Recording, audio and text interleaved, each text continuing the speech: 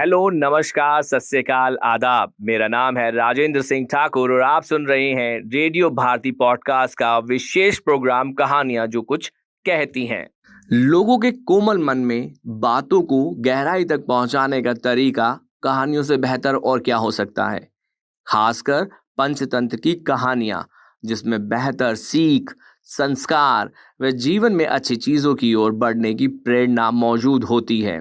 5 भागों में बटी पंचतंत्र की कहानियां ही हैं जो दोस्ती की अहमियत, व्यावहारिकता व नेतृत्व जैसी अहम बातों को सरल और आसान शब्दों में लोगों तक पहुंचाकर उन पर गहरी छाप छोड़ जाती हैं।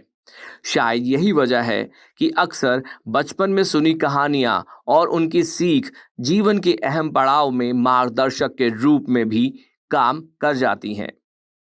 बैर, दोस्ती, दुश्मनी, दोस्तों के होने का लाभ, कर्म न करने से होने वाली हानि, हड़बड़ी में कदम उठाने से होने वाले नुकसान जैसी कई पंचतंत्र की कहानियां आप तक इस प्लेटफॉर्म के जरिए हम ला रहे हैं।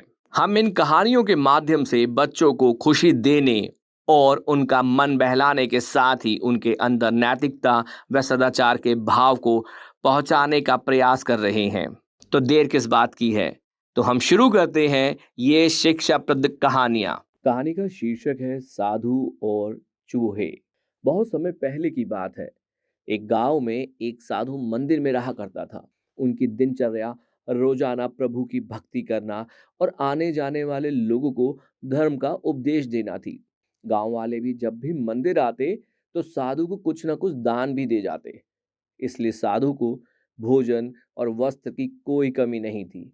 रोज भोजन करने के बाद साधु बचा खुचा खाना छीके में रख कर छत में टांग देता था। समय ऐसे ही आराम से निकल रहा था, लेकिन अब साधु के साथ एक अजीब सी घटना होने लगी थी। वह जो खाना छीके में रखता था गायब हो जाता था। साधु ने परेशान होकर इस बारे में पता लगाने का निर्णय किया। उसने रात को दरवाजे के पीछे से छिपकर देखा कि एक छोटा सा चूहा उसका भोजन निकाल कर ले जाता है।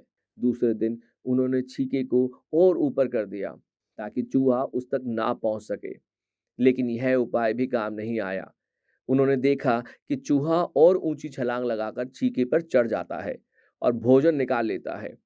अब साधु चूहे से परेशान रहने लगा। एक दिन उस मंदिर में एक भिक्षु आया। उसने साधु को परेशान देखा और उसकी परेशानी का कारण पूछा। तो साधु ने भिक्षु से पूरा किस्सा सुना दिया। भिक्षुक ने साधु से कहा कि सबसे पहले यह पता लगाना चाहिए कि चूहे में इतना ऊंचा उछलने की शक्ति कहाँ से आती है। उसी रात भिक्षुक और साधु दोनों ने मिलकर पता लगाना चाहा कि आखिरकार चूहा भोजन कहाँ ले जाता है।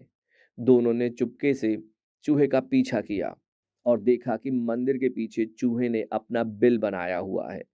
चूहे के जाने के बाद उन्होंने बिल को खोदा और देखा कि चूहे के बिल में खाने पीने के सामान का बहुत बड़ा भंडार है। तब भिक्षुक ने कहा कि इसी वजह से ही चूहे में इतना ऊपर उछलने की शक्ति आती है। उन्होंने उस सामग्री को निकाल लिया और गरीबों में बांट दिया। जब चूहा वापस आया तो उसने वहां पर सब कुछ खाली पाया, तो उसका पूरा आत्मविश्वास समाप्त हो गया।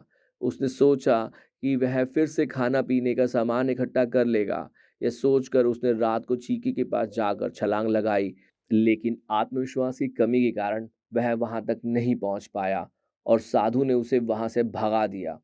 कहानी से सीख: संसाधनों के अभाव में आत्मविश्वास की कमी हो जाती है, इसलिए जो भी संसाधन आपके पास हो उसका ध्यान रखना चाहिए।